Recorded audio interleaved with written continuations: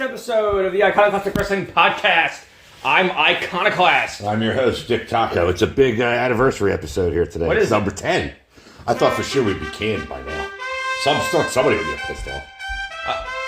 What? There's only 2 people that work here. I know, but it's nice to dream, isn't it? Thanks. hey, I'm making you a lot of money from this. No, you're not. You're not making me anything. Last week, because of I used the Nitro theme and there was copyrighted. I can't make any money off You of used that. the Nitro theme last week? Yeah, when we were discussing the WCW wrestlers, like Craig Pittman and stuff like that. I played it in the background. All right, so what are all these things you said you had to talk about? Oh, my God. It's ridiculous, some of the shit I got to talk about. All right, let's go down the list here. Oh, by the way, after we talked about it last week, I did look up Lexus King's debut. I didn't watch any of it. I just saw pictures. You see what he looks like, though? He looks like shit. But he looks weird. Well, he looks like the old man who was all strung out. No, but Brian Pillman was attractive in my opinion. Well, it's up to you. I mean, if Like I was that persuasion, I think I could do better than Brian Pillman. But no, Brian Pillman Jr. always just looks like he needs a bath. Yeah. Like he needs a shower. Brian Pillman, Flying Brian was on the cusp of being like the guy in WCW back in '90. That's the whole reason Flair quit the booking committee, which I'll get this part of the news out of the way anyway, because I learned a lot these past couple of days with the wife being away overnight and just being with the baby. I watched kayfabe commentaries with Sean Oliver. Yeah, who was he interviewing? I watched a bunch of them. Hold on. I watched Supercard one. It was King Kong Bundy talking about from when he got into the WWF in '81, and then he was talking about it was the whole run up into him and Hogan in '86 at WrestleMania 2. And I watched one. It was they do the years. It was 1992. It was Bret Hart doing WWF and Todd Gordon doing ECW. Who's Todd Gordon? He was the promoter, the original promoter after Tri-State went under. And I watched 1990 Bruce Pritchard, Brother Love, WWF, Jim Cornette, WCW. But that's where I'm going with this. Okay, so what is the wise, enlightening information you gleaned? Oh, what about the fight? Do you want me to finish the Brian Pillman stuff, or no? That's why Flair quit the booking committee in 1990 in WCW. Why? Because he didn't want to. He wanted to put Pillman over as like the next big babyface. Flair did? Yeah, because he liked the way he worked. They had a whole angle out with the Midnight Express where they injured his throat. He had that raspy voice from when. Who? Pillman, he had like 24 operations. He was born with like throat cancer. He had like 24 operations on his throat by the time he was 3. That's why he talked like that.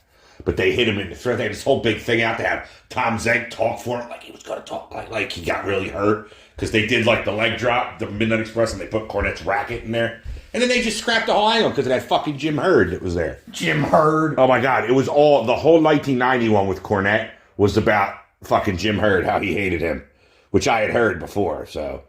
But Spartacus. yeah, that was his thing. That's what he wanted to do. He wanted to make him shave his head and wear an earring. Like, you know, he wouldn't have done it to Buddy Rogers or Lou Thez or anything like that. Okay, well, I got that out of the way. So, there's some small things here, there's some big things, and there's some nobody might care about at all, but I just happened to pick them out.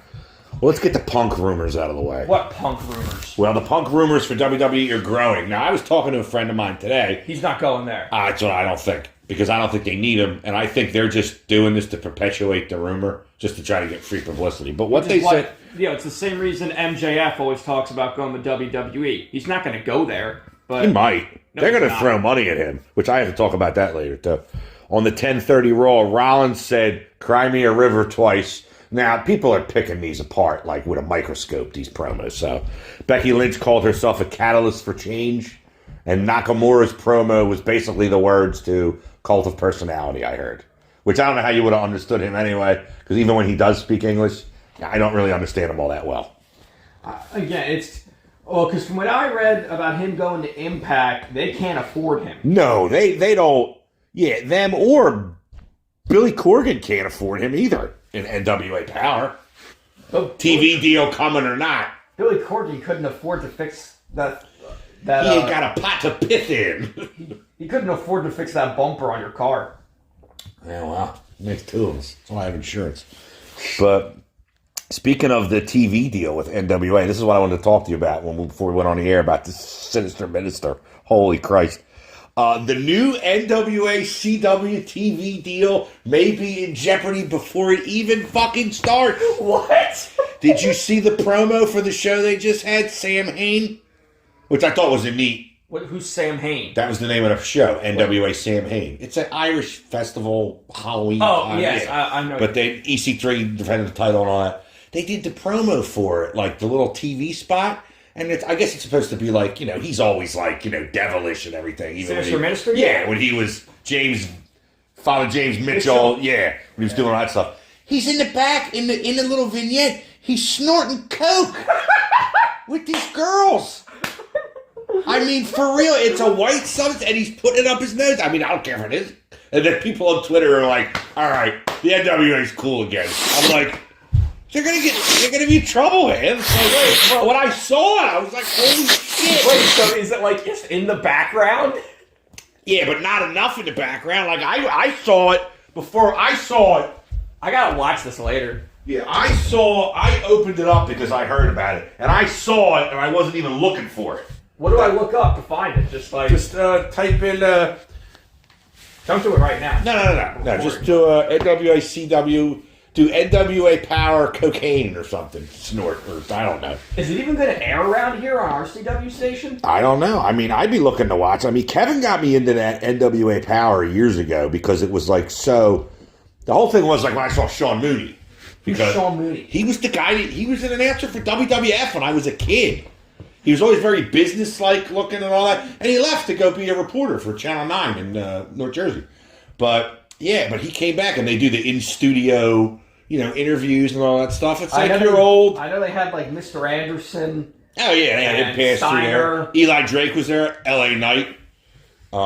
James Storr went through. Ricky Starks. Ricky Starks was there. Yeah. Who's in AEW now? Yeah, Ricky Starks was there. He was the TV champion, I believe, for a little bit. Now, I mean, they have people like EC3 and Tyrus, who thankfully is now EC3 just for doing that control your narrative or having anything to do with it or even speaking about it out loud. He should have never been booked again. For the 10 people listening to this who know what control your narrative was, but yeah, because I mean, if we have that alt-right, right, like QAnon wrestling. Oh my god, I don't even know what to call it. It was like him. Was it Braun Strowman who took the money and went back? Thank God, he's not a total boob. EC3. Strowman. Who wasn't Eric the Redbeard going to? No, who was the? I don't know. There was another guy. By the time you told me about it, it was done. So they only did one show. Yeah, it was in like some kid's basement or something, wasn't it? It wasn't like anywhere good. No, but I'm trying to think of. There was another guy who was the. He was in a tag team. He was an X Division guy. He was in a tag team with later on with Bobby Roode. They were called they were the Dirty Heels. Oh, Austin Aries. Yeah, he was there. He was good too. But the minute I hear you have something to do with that, the hell with you. Old TNA X Division guys. Did you ever hear of a wrestler named Michael Shane? I've heard the name, but I wouldn't know him if he sat on my face. I mean, like, really. I know that name, but... He's Shawn Michaels' cousin. That was really? the whole gimmick in TNA. He was Shawn Michaels' cousin. But is he really? Yes. Is his last name Hickenbottom, just like his is? Well... I used to know that because that's such a shitty name. Well, I think he might be a cousin on his mother's side. Ah, well, whatever. So... Doesn't matter. You don't gotta look it up, but... I mean, I'm looking up Matthew James Bentley. Yeah, so it's on his mother's side, though. He was trained by his cousin Shawn Michaels and took the ring name Michael Shane, a play on his cousin's name. You know who one of your favorite wrestlers was trained by Shawn Michaels? Who? Bryan Danielson. Yeah. I know. Well, not fully, but Danielson trained under a lot of people. Yeah. He went to Japan. He went to Mexico. He went to that ill-fated Shawn Michaels Wrestling Academy in San Antonio. Because originally he wanted to go to Dean Malenko's academy, but by the time Danielson graduated high school, it had closed. Another one that was really good that friends of mine wanted to go to was Killer Kowalski's in Reading, Massachusetts. That's where Triple H got trained. China, Perry Saturn. Could you imagine if he got set up right with Century Wrestling Alliance too? If Danielson went to train at the Hart Dungeon. Who was the last one? Oh, that Tyson Kidd was the last one that got trained from there. Well, like, that would have been great. I saw, what was it, in Hitman Hart Wrestling with Shadows, the documentary Hart makes when he's leaving the WWF in 97. They show his father training people in the dungeon that, like, just, want to go down there for, like, the whole experience of the Hart dungeon. And, like, he's like, he looks like Stu Hart. But he's like, he's got the guy down, and the guy's like, oh, sir, I can't breathe. He goes, see that? Your lips are turning blue. And he just, all you gotta do is move this arm over here. And you're like a guy, a real hooker, like they used to call it. Where they could hook you in a move and just make you pass out. Bret Hart used to say, he would train us in the dungeon, and he would squeeze your head so hard you'd go to school the next day with blood red eyes. He goes, and someday he would have you in a chokehold and say, this is your last breath. That's not... That's a sophisticated form of child abuse. That's what I was going to say. That's child abuse. If you want it, I mean, you're talking Bret Hart was born in the 50s, so... Doesn't make it okay, but... No, I'm just saying his father was a wrestler, Olympic wrestler, or I don't know if he was an Olympic wrestler, but he was a wrestler in the 40s and everything. It's a whole different time, I know, but... Nick Bockwinkel talked about it. Nick Bockwinkel, the famous AWA champion. So that's terrible. His father, Warren, said you got to learn how to take bumps, when he showed him in the ring. And he gave him a backdrop. Speaking of taking bumps, I saw something with Ric Flair, and I know you have stuff about him you had wanted to talk about, that he apparently is cleared to take bumps. Yes, I had that on here. I don't know. He signed a multi-year deal. He said he's medically cleared to take bumps. People on Twitter, especially women, are pissed off about it. Well, yeah. Come on now. I mean, you want me? My thoughts about the whole plane ride from hell? He paid for that when it happened. You can't bring it up retroactively 20 years later and then get the guy in trouble again. Yes, but he... I mean, if he's still out there doing it, dancing naked in a robe, making girls touch his stuff, I mean... When he did it, he didn't properly pay for it back then, so he's paying for it now. Whatever. Also, in my opinion, all of his health problems are also kind of karma for all the terrible stuff he's done. Well, right? he has cardiomyopathy from drinking for years. His heart issues from that. I mean... Obviously, he's probably got liver failure. He's also, he said he wants to go one-on-one with MJF. MJF, in typical MJF style, responded on Twitter by saying, how about a buried alive match? He might not be alive there, Maxwell. I thought he said that, I just saw that he wanted to have like a promo battle with MJF. Oh, well, maybe I read it wrong, but still, I don't want him, you can't mix him in there with this. He needs to be in Sting's corner for this run and shut the fuck up and be done with it. Do you think Flair can still cut promos? I don't know. After the other night, seeing him, he's a little shaky, but I don't know. He's like, see, they could do. You can't keep bringing back old people. If you want to reuse old angles with newer talent, you have to put over the newer talent. You can't keep bringing back these old people. About that Tony Khan's being a hypocrite. Because he complains about WWE using older talent. Well, yeah, but did you see the thing that they're doing with Paul White? Is it going to be with Jericho again with him and Jericho? It's going to be Omega, Kota Ibushi, Jericho, and Big Show versus Takeshita, Hobbs, Kyle Fletcher. Oh, that's Aussie Open, right? Okay. One half of Aussie Open. Right. Because Aussie Open's not, I thought it was other people. Team right now because the other guy's injured. Yeah, I don't remember his name. I don't know if Will Ospreay's in the match. If he might be. His contract doesn't go up at New Japan, and he might not be exclusive to them until after the New Year. No, well, he's not exclusive to No, he's not. Japan at all. But his contract's up February 1st. And he's already said that he's not re-signing with New Japan. And I think that he's going to go to AEW. But since he goes there the most, and they can pay him. Yeah, they can pay him because Tony just throws money at everybody. Yeah, but Ospreay is someone you should... Oh, yeah, I'm not arguing with that because now, did you hear about the showdown he had with Moxley the other day? Yeah. It's going to be him, Ospreay, Moxley, and Dave Finlay. It's going to be a three-way for a new belt because Finlay destroyed the IWGP UK belt, whatever it was. The United States style. Yeah, he destroyed it, so there's going to be a newer title. A lot of people think they're bringing back if you remember, the IWGP Intercontinental belt. Yeah, I never understood that because they unified that with the IWGP title to make the IWGP World title. No, so here's what happened. Yeah, because I made Because New Japan has a lot of titles. Oh yeah, the strong, the never open weight, all that shit. Yeah. Well, here's how I have seen them explained. The strong titles are really interpromotional titles.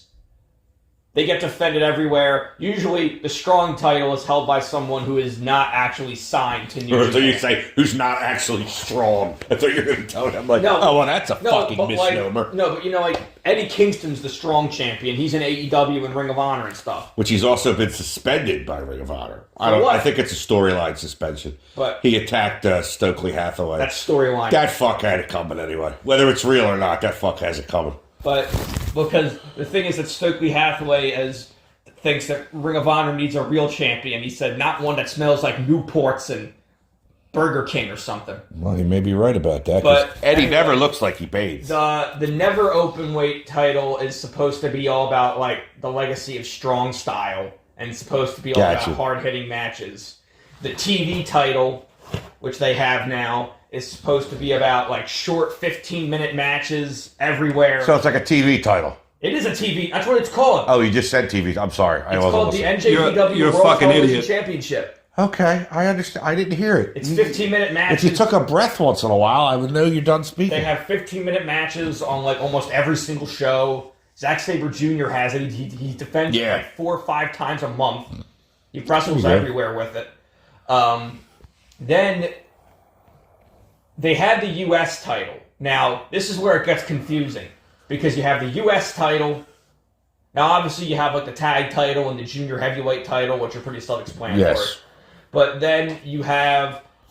Originally, there was the heavyweight championship, the Intercontinental Championship, and the United States Championship. Yes, the United States came before the unification. I remember that. Yes, because the idea was that the United States Championship was created really to help promote New Japan. When they started coming over here, that's why they gave it to Moxley, and then the pandemic happened. Yeah, or Omega was the first champion. Yeah.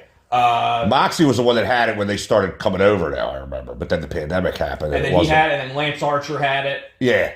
Tanahashi had it, too. Yeah. Grandma Tanahashi. But then they did a similar thing with the IC belt, where it was created to be defended overseas. Yeah. Because the IC belt was created first. Yes, was around for a while, because Nakamura had that. Yeah, he made it big title. Andrade had it in Mexico. Yes, he did. And then, like, right before the pandemic, they unified them. Yeah. And then it became the World Heavyweight title. That ugly V-looking belt that I don't like. I don't think it looks too bad. It's not awful. Well, I think the original designs look better, where it's like the octagon. And my favorite was always the All Japan Triple Crown when they had the 3 belts. Because you had the NWA, International, United National, and Pacific Wrestling Federation heavyweight titles all together. Because they date back to like the 70s, early 70s. Yeah, but that's when they unified it. But anyway, and then what happened recently was Ospreay won the United States title, and he basically did like $1 million belt thing, and he said, "No, this isn't the U.S. title. This is the United Kingdom Championship." Yeah, that's where we're at now. Before what's his name destroyed it. Well, yes, David. Yeah, Finley's son. Yeah, because his other son is wrestling now. Did you hear about this? Yeah, in WWE. Brogan. He had an impressive tryout, and WWE signed him. He's the son of the Belfast Bruiser himself. Finley! That was his name originally when he came up in WCW, like right in the heyday of Nitro. He used to come out with this leather jacket. It was like, and it had half a shoulder pad. And he had like long black mullet, and he would come out to like this crazy metal music. That sounds awesome. Yeah, and then he was the Belfast Bruiser. Because when he became Fit Finley, I was like, I know who that is. No, because he was the person where Benoit and Booker T had that best of 7 series to face the TV title. Yeah, he had the TV title forever, Finley. Yeah, and then I know he was in WWE in like the late 2000s. Actually, he was in like the ECW reboot. Yeah, I remember that with with Park Angle. That lasted good. That lasted for like 10 minutes. We were excited about that. I know, with the Yeti. No, they gave because the night before at One Night Stand, This was the first episode of ECW on Sci-Fi. Van Dam beat. It was great. It was the first time I ever saw Van Dam beat Cena. Cena get booed. They threw his shirts back to him and shit. They were like, "Fuck you, Cena." Oh my god! They were sulfurous. They were so bad, and he beat him. And the next night they made him. They said, "Since you're the WWE champion, you get to be the inaugural ECW champion." And then they had the Sandman come out of the crowd. You're like, "Oh, this is great." And then the fucking zombie came out. Not the Yeti. That was WCW years before. This was like the zombie or the mummy or something. Hack beat the hell out of him with his cane, just probably for looking stupid. So where else were we Just talking? Incredible was there, and so was Guido Maritano. Oh, little Guido. Nunzio, they changed his name to. Big Time Wrestling, Ohio. Ever heard of it? Me neither. What happened? Well, it's run by Bobby Fulton, who's one of... I'm going to tell you. Hold on. I'm going to tell you why I'm telling you in a minute. Bobby Fulton was a member of the Fantastics when I was younger. He runs this, but he's booking Matt Riddle's first show on the Independence. March 9th against Rob Van Dam. Really? Yeah. Would you watch that? I would watch that match, whatever show. I mean, I'm not going to Ohio No, to watch like, that. would you watch? No, I mean, I don't like Riddle because I don't like him. Because Yeah, he's smooth, though, in the ring, man. He's No, like a he's legit... not. He is so... Well, for one, he can't talk because he's always high. Yeah, well. I Kevin don't like Nash his- had a pretty good career. What? Kevin Nash had a pretty good career. Pretty good I career don't being like high his- and talking. I don't like his ring work. I don't like the fact that he wrestles barefoot. I just don't like guys that wrestle barefoot. I don't either anymore. It's kind of like going by the wayside. I Like, don't know. for those island boys like Haku and Snuka and... I don't know. Like, to me, it just looks gross. But and also as a person, I think he's a total douchebag. But Yeah, probably. Chuck Taylor apparently injured. who cares? That's why I actually had those words written here. Who cares? Listen, Chuck, I'm sorry, man. I'm sure you're a really nice person in real life, but you're not. Keep your shirt on and stop wrestling. Speaking more about... What did you say that pissed you off? His hand grenade thing? Oh, the fake hair. And the fact that his name is Chuck Taylor. Why would you name yourself after a fucking athletic shoe with no support? The Kentucky gentleman. It's a stupid fucking I nickname, remember. too. Was it? Like a Kentucky jerk-off, more like it. Was it? I think it was JR was saying, "Oh yeah, he's just like Bobby Eaton. He's got, please. you know, he's got an unathletic build, but he can still wrestle." Bobby Eaton looked like Benny Hill. Benny Hill. He looked just like him. But he was smooth as silk in that ring, man. Eddie Kingston. Oh my I don't God, know you about are that. still going. How Tony many Khan had his big times announcement on must 11-1 about the tickets for All In go on sale. Oh. Fans are worried because MJF's not mentioned in any of the promo stuff. That doesn't mean anything. I don't think it means anything either. No, because he's not going to go to WWE because they won't let him do any of the stuff he does here. MJF is a guy like a CM Punk, though. I don't think you can stop him from doing some of this stuff. So... Oh no, but you see, in WWE they'll fire him if he does this stuff. They won't let it. They won't care about. Well, now how big the company is too. I mean, I don't even know what the process is anymore. And speaking of Punk, apparently at the Fastlane pay-per-view the other month, at the media scrum afterwards, I know they were instructed how to answer questions, but to me that just means that they know that these rumors are going around and Could they need be. to prepare for them. To me, that doesn't mean that they are. no, fine. it doesn't. But it's worth talking about because it might have something to do with it. And besides, if he goes over there, I see no point. No point in him going over there. I mean, to be honest, I don't know what is next for him. I don't. nothing. He's going to go back home and sulk Well, fine. He's and going be to with suck. his ugly fucking dog. Have you seen his dog, Larry? Well, I'm not a dog person anyway. I It mean, looks terrible. It looks disgusting. And that's apparently one of the reasons Brawl Out happened. what, because of Larry? Because Larry was in the locker room when the Elite were trying to get in, so he had to protect his dog. Or Ace Steel had to protect the dog or something. Speaking of that Dynamite with that announcement from Tony Khan, that was in Louisville. Jim Cornette did not appear. That is a 20,000 seat arena. They sold 3,600 tickets. Now, they sectioned it off for less. It didn't look that bad. No, well, it's not supposed to on TV. You pay all this money. I don't know where you're getting these numbers from. I'm getting them from the sheets. I don't know who I got this exact one from, but I get them on Twitter. I get them everywhere. By the way, we have some wrestling site is following us on Twitter now. Wait, what? WrestleNova. I just found out as a follower of the DTSSN channel. Who's WrestleNova? I don't know, but it's somebody wrestling. Somebody likes us. I don't care. I'll take it. Ronda Rousey's being booked on the Indies now. She's not going back to UFC. I don't know why she's going to go to the Indies, but whatever. Well, because maybe she doesn't have anything else to do. She doesn't want to go back to fighting. I don't like Ronda Rousey at all. I'm a little tired of her. I like that she came over and did that. I don't think she's a good wrestler. She's not. But she's like a submission. She's a bruiser. That's all in a legit fighting sport. No, but she doesn't know how to sell. Yeah, because she's a real fighter who didn't get hit that much until Holly Holm got a hold of her. Like, that's the thing, like, with Kurt Angle originally. Like, I don't know if you watched when they did those A&E biographies on wrestlers. No, I actually did not see any of those. They did the one on Kurt Angle, and he was saying, when he was originally offered to go to the WWE, he was like, okay, but I don't ever want to lose a match. And then Vince said, he laughed and he said, all right, you obviously don't understand how this business works. Come back later. So Kurt did, and when they started training him, he was like, what the hell's this? I have to let these guys hit me? I have to act like I'm getting hurt? He had no idea. Yeah, well, because he didn't know what pro wrestling was. Which is ironic, because in my opinion, he's one of the top 4 best of all time. That's the exact opposite for me. When I went to do amateur wrestling when I was younger, we went into the gymnasium there, and I pulled up the mat and said, where are the chairs so I can hit somebody with them? Because I would watch all that wrestling on Saturday morning. I didn't know what pro wrestling was. I knew what pro wrestling was. I didn't know what real wrestling was. No, but they had, Kurt's on the Mount Rushmore of wrestling only with Perk Angle. You can't do that. It's the whole guy or nothing. No. He's got plenty of good matches when he's not on drugs, Like who? Like what? His best matches are all when he's on drugs. No, he had good matches.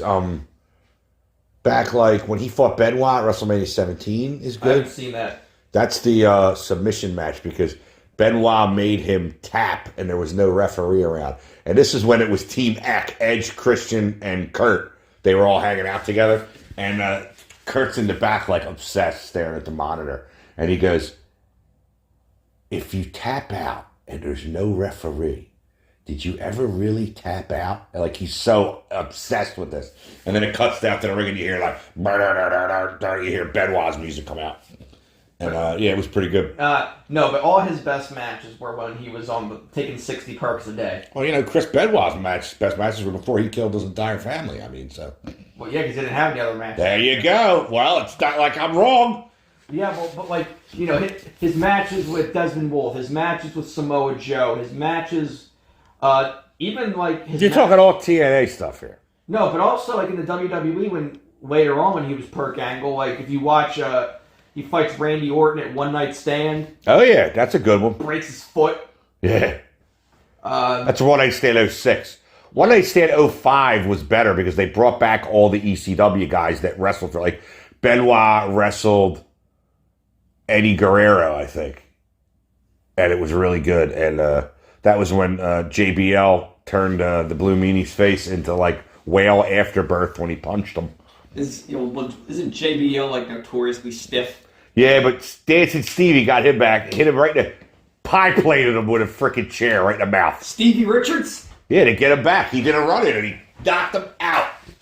Speaking of Stevie Richards, Dr. Stevie Richards from TNA? No. Well, Stevie Richards makes me think of Raven because I was watching some old NWA TNA episodes last night from 2003. Would you lose a bet? Well, no, I told you. I think that it's entertaining. You got stuff like Shane Douglas watching the cage dancers because they used to have strippers on the entrance ramp. Shane Douglas, he has a podcast now. You know that? Yeah. And he's got thousands of views. And I'm I'm a personal, I'm a fan of his. I always was. And I always say I don't think Triple H would have been anything without stealing some of his shit from Shane Douglas. But people hate him in the business. I don't know why. I always thought... Well, he threw down the NWA title. I'm sure that pissed some people off. Vince didn't care about that, but he went over to WWF. Well, the Click didn't like him. The Click didn't like him. Well, he had a shit gimmick too, as Dean Douglas, the teacher. Yeah, he didn't need a gimmick. He could talk. He looked good, and he could work. He could wrestle. Yeah. Pittsburgh Plunge. What? It's like a perfect plex. It's a fisherman buster. Like you pick a guy up like a cradle suplex. Yeah. And you do the brain buster. But then there was other stuff there. There was the gifted Glenn Gilberti with the New York connection. Save that, will you? Simon Diamond and Johnny Swinger, if you know who they are. I know who Simon Diamond is. He was another ECW guy. They had the red shirt security, Kevin Northcutt and some other guy. Then there's the black shirt. Kevin Northcutt, was he black? No. Oh. Because there was a Kevin Northcutt that played for the Cleveland Browns. Because but this guy's huge. Right. There was, because there was red shirt and black shirt security. And was this Germany, World War II, the black shirts? I don't know, but and then Eric Watts was out there. It's like it brings you physical pain. I remember him. And you know what the thing was? When I was younger, I gave him a fucking chance too. I liked him on WCW Saturday mornings. He sucks shit. Here he sucks. Here he sucks. There's a storyline where he's in like a relationship with Goldilocks, like the backstage interview. Who the fuck is Goldilocks? You don't know who Goldilocks was? Dude, I don't know shit about this TNA time period. Anytime I watched TNA, it was after. No, I did watch it when they were NWA TNA still, like towards the end. Because they stopped 05, 06. Because they broke away from the NWA in like 2006. Because I remember watching it at a girl's house I was dating and I hadn't moved out. Right before Kurt showed up, they broke away from the NWA. Yeah. Christian was the last. Was he the last NWA champion under the TNA banner? I don't know. I have to look. That's a weird title lineage. So I mean, well, because the idea was that the NWA existed, but that they licensed the belts exclusively to TNA. Yeah. Well, the idea was that like it gave them prestige because it's the NWA title. Oh, sure, it was a good thing for them. It was a hell of a rub they gave them in the beginning to. Let them... Yeah, with TNA, and the issue was also with the NWA was that they didn't have anywhere else to go. Oh, at the time, yeah. Yeah. I know you were talking about how much you hate Matt Riddle, but he said he wants to fight Jake Paul after this. And I'm like, why? Jake Paul's a big fucker, dude. I don't know. And he's actually the better boxer of the two Paul brothers. I always think all of these celebrity boxing stuff's are rigged, but... Yeah, but you know what, though? When you can say what you want about Logan Paul, and he is you jerk off and everything, but he took this wrestling shit seriously, man. I don't know. He's an extreme part-timer because he don't need this money. Yeah, but now he's United States champion. Did you see that? No. He beat Rey Mysterio last night. Oh, no. Oh, man. Save it for... I was going to do the results, so save it for the end. Oh, but I guess he won't be a part-timer then. Well, not an extreme part-timer, but did you also see that... No, I mean, Roman's an extreme part-timer, and he's the champion. Is going to be Danielson Okada, too, at Wrestle Kingdom? They're gonna do it? Which sucks, because that means I have to wake up at like 5 in the morning and get a subscription to NJPW World. I don't think so. Yeah, I do. When I watched Forbidden Door, because it was done with NJPW, they put it over to Fight Network off of that app I get sports from. Still, I have to. And I put it on the TV. I have to wake up at like 2 in the morning. No, I have to. I don't even know what time it starts here. Me neither. The one year I watched it. What? So it's going on right now? No, well, it starts yesterday. Get it? Because of it's over the international date line. Just Hulk Hogan, 400 days in 1 year he wrestled.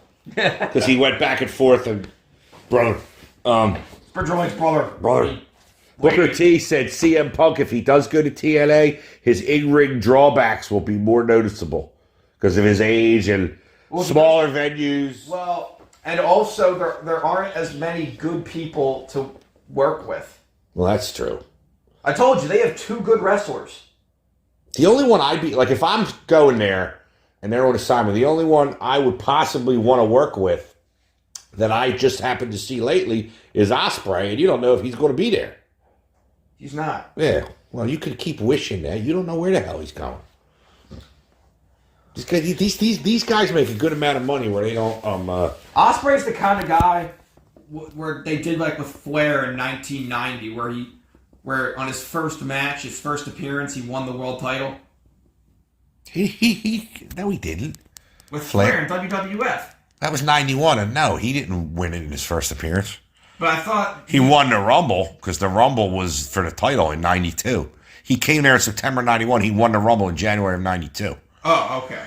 But still, they had to give him the belt. He came in with the big gold belt because he technically said he owned it still because they owed him $25,000. They wouldn't give back his deposit. They eventually did with interest. That's why he gave the belt back. They also sued him too because they started blurring out. They started blurring out the belt on TV. So, also an impact with Ospreay. I did watch the Ospreay Eddie Edwards match and it was stiff. Ospreay is stiff good or stiff bad? Stiff good. I mean, they were hitting each other. He was Eddie Edwards. Eddie slapping up Edwards. Yeah, but Ospreay's stiffer than a Lexington steel boner, man. I mean, he's because Eddie Edwards sucks, but Ospreay can probably have a good match with any. So, well, because Ospreay can have a good match with a grape. He's going to make Plumber Moxley look so good. I know. I assume that match will be slightly worse than the match with Jericho. Maybe not, because I think Moxley's in better shape than Jericho. Wait, slightly worse? Yeah, because Moxley's not a good wrestler. Jericho at least knows how to wrestle. No, Moxley knows how to wrestle. He can do great moves. He knows how to do drywall, by the looks of him. The cattle mutilation, the bulldog choke, he doesn't really do the paradigm shift anymore. Oh, he doesn't? King Kong lariat. He does a lot of good moves. He's got a very diverse moveset. Speaking of other AEW news, did you see they finally dropped the roadmap for the fucking video game? What? They're going to season 2. People are data mining the game. They found the Acclaimed are in there. Steel cage matches, a whole bunch of stuff. So okay, I'll have to read that, but it doesn't change the fact that the game still sucks. That's true. They did an update the other day, and I got on Reddit. I was like, I don't understand why you people are so happy. This new fucking thing. They can make shadow skins now. What? You can make everybody all black, like their skin, like they were burnt. It's almost like blackface. It's horrible. I'm like, how did this pass? Like, how? You do that like an Elden Ring. I remember people did that. Yeah, but why would you even do that? I mean, it's like... And speaking of more AEW, see, Jake the Snake unveiled his new stable. Not just with Archer. He added a tag team to it. Take a guess. What's a bad tag team? You might get it. Who is it? Vincent and Dutch. What are they called? What are they called? The Righteous. Oh, they're wrong-chous.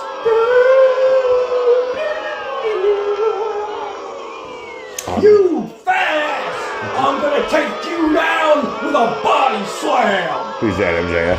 Yeah, when he beat him and the two of them at All In. All Out. Or no, All In. That's no. No, yeah. All In was Aussie Open. Yeah, it was. All In was when they won. All Out was a week later. We want to get to the Crown Jewel stuff in a minute, but they were chanting CM Punk there, and apparently Punk at his 11-3 cage fighting commentary gig, he had a WWE handkerchief in his suit. So they may both be playing this little game where they're trying to get exposed. It generates publicity. It generates buzz. It's the same thing with MJF always talking about going to WWE next year. Sure. Or Ospreay playing stuff up with Seth Rollins on Twitter. And you do know this week MJF will be defending his title against Daniel Garcia. What the fuck is that? You're speechless. I am speechless. Oh, bad booking all around here. Between that and what's the other thing here? I got another note about bad booking. Hold on. The whole Jay White may not make it to Full Gear. Wait, what? They're saying his title shot is on the line against Mark Briscoe at Dynamite this week. Now you know that fucking loser's not going to get it. Why do you hate Mark Briscoe? Because he's Marty Jannetty. He's not the talented one. Jay was Sean. He's Marty. You got to deal with it. Marty could do the move. Now his brother's dead, and he's got nothing. How often do you see him? Jay's back probably hurt from carrying him all those years. Lucky they're brothers. But then, look, I mean... But I'm just saying, that's stupid to book that and maybe fuck up the main event, which I have actually... you're going to give MJF a quality challenger for the first time in quite a while. Since late August. Yeah, still, that's 4 months, 3-4 months. But because he didn't defend it at Wrestle Dream. No. He didn't defend it at All Out. No, he didn't. All in he did against Cole. Yeah. I don't get the thing defending against Daniel Garcia. I don't either. With Jay White, I mean, he's going to get put over, so it's just like putting him over as, like a squash match, maybe moving towards the main event. But maybe. Samoa Joe is now the longest reigning ROH TV champ of all time. Again. He beat Jay Lethal's record? Yeah, he did, just recently. Well, MJF's now the longest reigning AEW world champion. Yeah, right after he beat Kenny, right? Kenny's the first one. I mean, I can't even really count that because you knew he wasn't going to lose. He got the Full Gear coming up. No, Kenny should be the first person out of all the previous champions. He should because Moxie's like a 2-time champion or 3-time champion at this point. But the previous men's wrestlers haven't had like repeats and champions yet, really. Yeah. And I think Kenny needs to be the first one to have a second reign. Yeah, I think at some point they got to put the belt back on him. Well, because he's a reliable guy. He can have a good match. Well, yeah, and he looks good in the ring. And he'll wrestle. MJF doesn't always wrestle. Yeah, but is that him or is that the booking? An AEW winner is coming as announced for December 13th. That's not even a pay-per-view. It's a special Dynamite episode. I know. And so do the people listening know. I could still announce it, can't I? Yeah, but they are doing this special. I think it might be a pay-per-view like on New Year's Eve. Oh, yeah? Called World's End. Oh, I heard about that. Kind of like what they used. I don't know if you remember the 1 year WWE experimented. They did a pay-per-view on New Year's Day. New Year's Revolution. No, it was called Day One. It was like 2 years ago. Oh, I was talking about like 15 years ago. They did New Year's Revolution. Used to be right after New Year's. It was in Puerto Rico, and it's where they had the Elimination Chamber. It was great. Well, now Elimination Chamber is like usually like right before WrestleMania. All right, let's get to the Crown Jewel results here. Again, I didn't watch it. I never miss it because of it. I downloaded it later. I never see it because of the time difference. But it was in Riyadh. Yeah. Sami Zayn defeated J.D. McDonough by pinfall on the kickoff show. Who cares? Yeah, but Seth Rollins defeating Drew McIntyre doesn't surprise me. And I do think he's going to be gone. So I don't know why. But I don't know who would take him though. You know what I mean? Who? Drew McIntyre. I don't know who would take him. I mean, a lot of people would take him, but Impact. Well, the thing is, Impact probably can't afford him. Yeah, they can't afford any. I want to know how they're getting anybody there. But Rhea Ripley retains the World Women's title, beating Shayna Baszler. Of course. Solo Sikoa, shocking pinfall over John Cena. Solo, don't look at my ass, Sikoa. Yes, it's hard not to look at that ass. He probably... He's got a luscious ass, Solo Sikoa. He probably won with that stupid AG... Sorry, I shrieked. The cat jumped up here. It's okay. She's not going to hurt you. He probably has that stupid move, the Asiatic spike. That's an old move. Remember, Terry Gordy used to use that move. Yeah, but it just makes me think of Ring King because there was a big Indian guy there that used it. Really? Remember Ring King? Unfortunately. Ring, Duck King. You keep reminding me of it. It's enough, so. Scott Steiner scared everyone over there. Cody Rhodes beats Damian Priest. Damian Priest cash-in foiled earlier in the night by a masked Sami Zayn. Yeah, but they just keep recycling the same storylines. Sure. But they aren't good. Now, they had me with Sammy and Roman a couple months ago, and then they lost me. And people I knew didn't watch wrestling in years were excited to see that. And I said, he's not going to win. It's fucking Elimination Chamber. They never lose the title at Elimination Chamber. Oh. Speaking of not losing the title, speaking of losing the title, Logan Paul over Rey Mysterio, so maybe he won't be a part-timer now. I don't know, because, you said talk about part-timer. I mean, Roman's a part-timer. Yeah, but how many of these can you have? And Roman Reigns is obviously, if everybody knows that already, is over LA Knight by pinfall with help from Jimmy Uso. Uso and the other Uso. How do you say Jimmy Uso talks? You talking like this, man? Main event now. Jay's main event, Jay Uso. And Jimmy Uso's like, Jimmy Uso. He's the gangster rapper of the two. They call each other Oos. Yeah, like I said, even the brothers can't tell each other apart.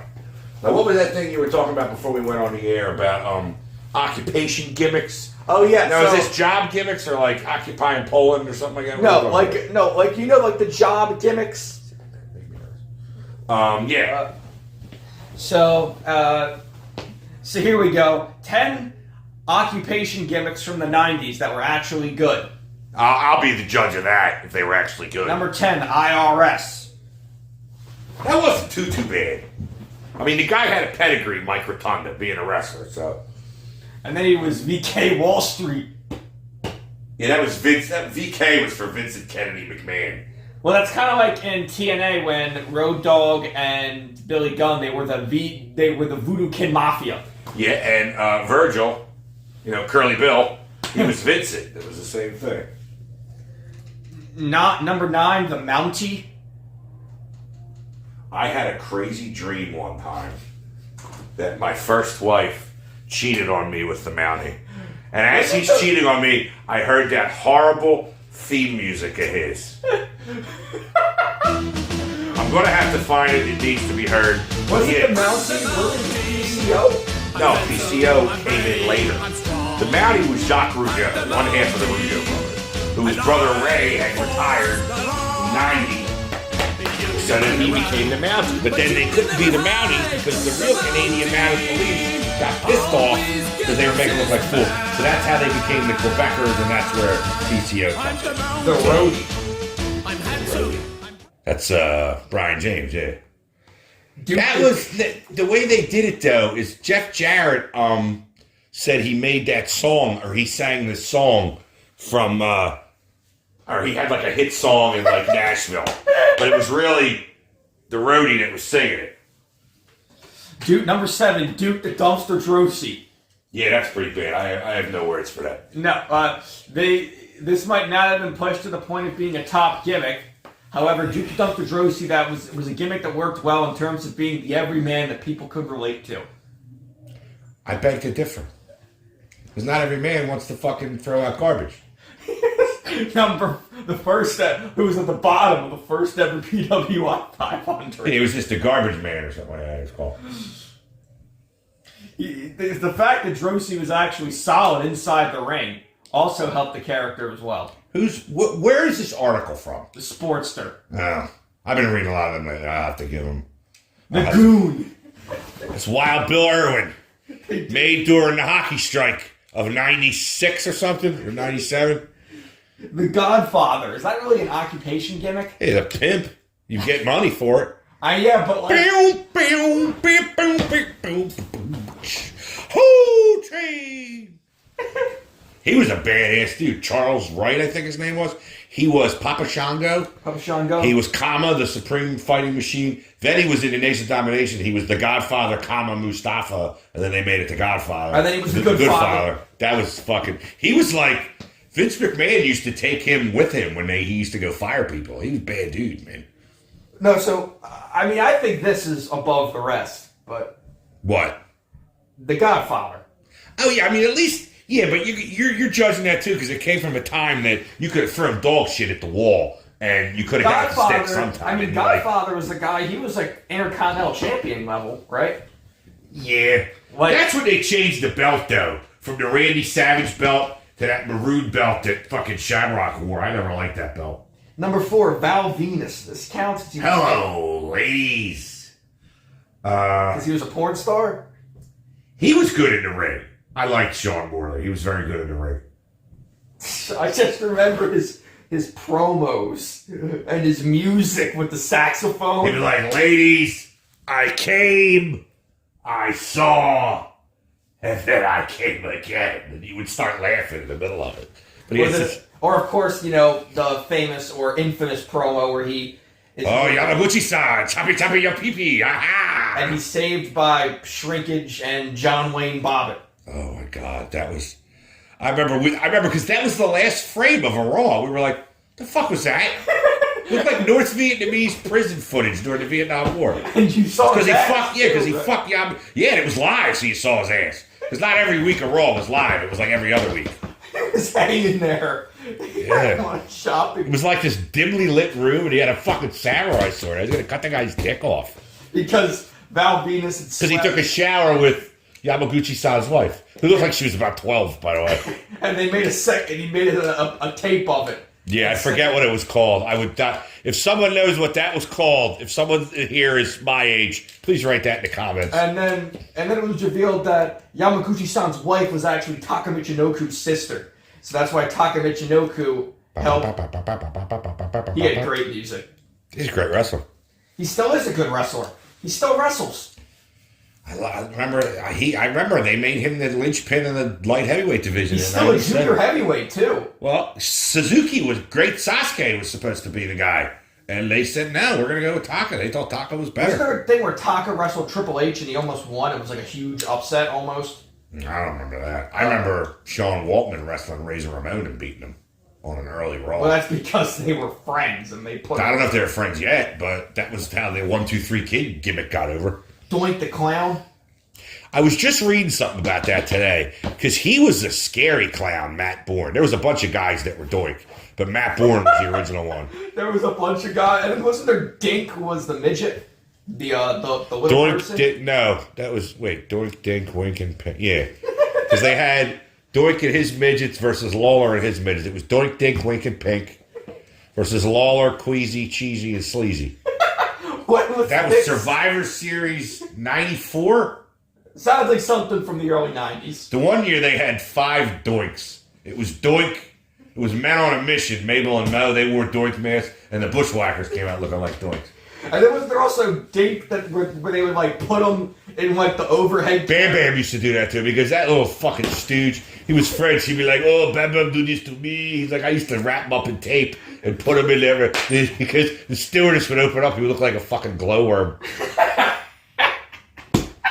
Because that little shit, he deserved it. Oh man, Bam Bam was awesome. Did you ever watch that 3-hour one? No, Oh my god, he's just sitting in a comic shop like somewhere up around Asbury Park.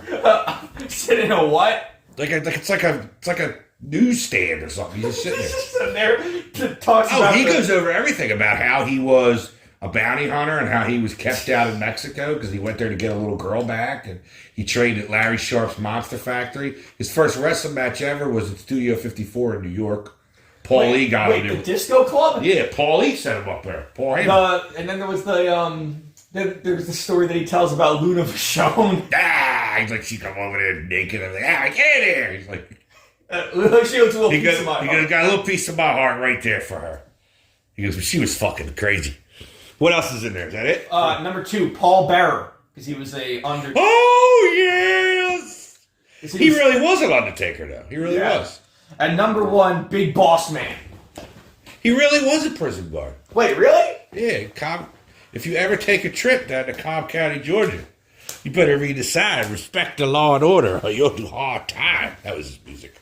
And then there was the other thing where there was Nails. The inmate that Big Boss Man abused in prison, but then Nails got into an actual fight with Vince. He choked him. Bret Hart was outside the door. He was getting ready to go in. Blackjack Lanza went in to get him. He's like, he was going to choke Vince to death. Why? What did he do? Because he said he didn't. See, this is what I understand about wrestlers.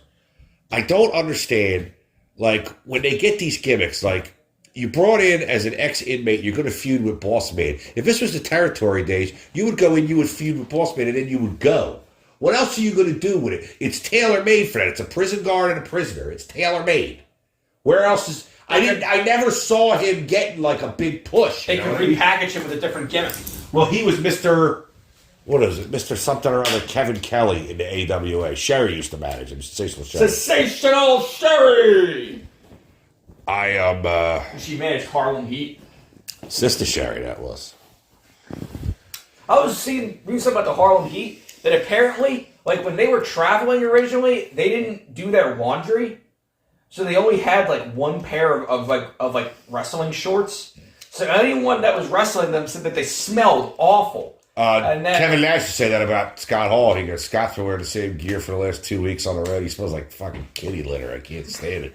And then they only started cleaning up when Sherry became their manager. And She probably didn't want to smell their and dirty she would asses. do their laundry.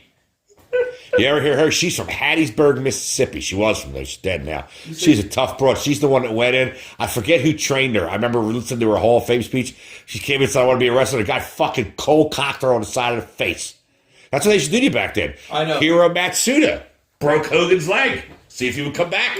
And they did. That's such a... That's I got to tell you a funny story that I heard. An old wrestling traveling story. All my little things I listened to.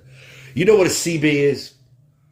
like a radio? Yeah, CB radio. Yeah, Citizens truck Band machines. Radio. Yeah, they used to be real big when I was young, before, cell phones and shit like that. That's how you used to call it the radio shows and shit too when you were in the car. Pop had one. So you call it a tradio. Yeah, but Pop had one in his. He never had it hooked up the whole time, but he had one in the trunk. But a lot of guys on the road used to have them so they could talk to each other and say, breaker, breaker, we got cops up here. Breaker. That's a really good Chuck Norris movie. That's a movie? Yeah, Breaker. He's a trucker that gets detained in a town and he has to fight his way out. Interesting. But anyway, there's this guy. You ever hear of a wrestler called Silo Sam? No. This is the Memphis territory, probably in the early to mid '80s. Cornette's telling this story, and Of course he is. the fabulous ones, Steve Kern and Stan Stan Lane, Lane, came back for their last little run there before, I guess, they went their separate ways, and Stan became a member of the Midnight Express later on and everything. So, well, what did Steve Kern do? he became Skinner, the Alligator Man, in WWE. He trained a lot of people for Florida Championship Wrestling. He was a very, very good wrestler. But, so anyway, Silo Sam, the wrestler in the territory. I think it's a guy's name was Larry Wright was driving. Now, Silo Sam's about 7'5", legit. His arm would hang out the car and basically drag on the ground as they drove. That's how big he was. Now That's not safe. Steve Kern and Stan Lane and Cornette are in the car behind this Larry Wright. So who's driving? Larry Wright? Yeah, he's driving Silo Sam in front of them, but the Fabulous Ones and Cornette are behind them in another car. So Kern's got a CB, and there's a truck up there a little bit, and he's like, Breaker, he's pretending he's the guys in the other car with Sam. He goes, Breaker, 19 on that consolidated freight truck. And he goes, yeah, come at me. He goes, yeah, you need to move the fuck over so I can get by, because I'm about the biggest fucking man you ever seen. If you don't pull that piece of shit over, I'm going to kick your fucking ass. Because, don't you know, right? And Silo Sam get up there. The guy goes like this. Next thing you know, the car's in the ditch. And Sam and Wright are out of the car and Kurt and Cornette are. But he goes, this guy turned around and saw this guy with his knuckles dragging on the ground. He was like, fuck that. So. Anything else we got going on here? No. All right, so I guess we'll be back next Thursday for another exciting episode of the... Wait, next Thursday? Yeah, that's when we air the show. Oh, yeah, I forgot. You can't... You're exposing the business. It's not While we're... Oh, yeah, I'm sorry. This is... Record them Sunday, play them Thursday. I'm sorry, this is like, WWF Superstars where they would record the matches months ahead of time. We order 4 weeks of shit from Terre Haute, Indiana. What? They would record 4 weeks of shit. I always wondered how they did that, too. So, all right, you want to say goodbye to the people? Wow. Maybe his balls will drop. Good night, everybody. Get your hand off my penis!